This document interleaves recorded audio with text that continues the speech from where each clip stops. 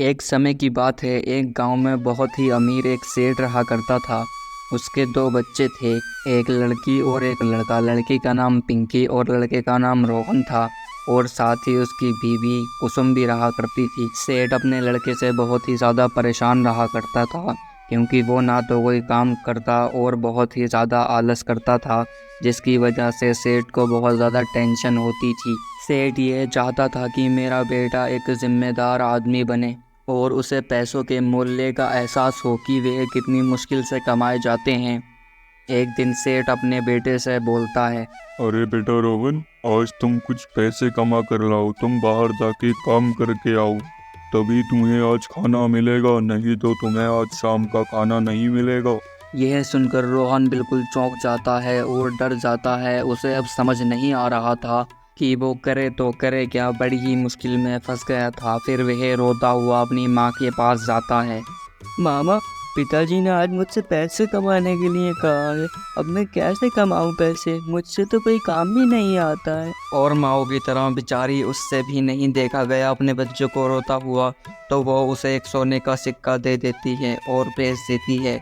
फिर जब शाम होती है तो सेठ अपने घर के बाहर बैठा होता है, तो अपने बेटे को बुलाता है और बोलता है, अरे लाए कुछ कमा के या नहीं? हाँ पिताजी, ये एक सोने का सिक्का लाया हूँ। अच्छा, बस एक ही सिक्का लाए हो और नहीं है कोई तुम्हारे पास?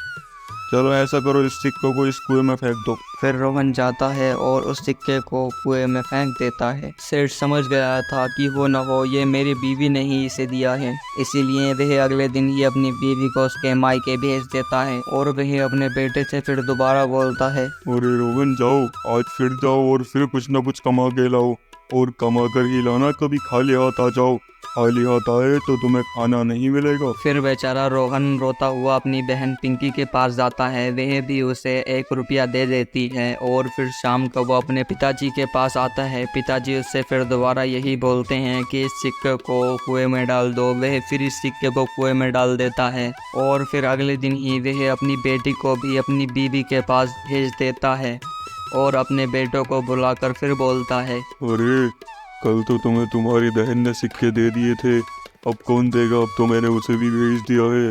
अब तुम जाओ और पैसे कमा कर लाओ, तभी मैं तुम्हें खाने को दूंगा। फिर वे बेचारा बाजार की तरफ चला जाता है और जाकर देखता है तो वहाँ एक बूढ़ा आदमी सूटकेस के साथ खड़ा होता है। वह बूढ़ा आदमी रोहन से बोलता है, अरे क्या बात है बच्चा, तुम परेशान कैसे हो?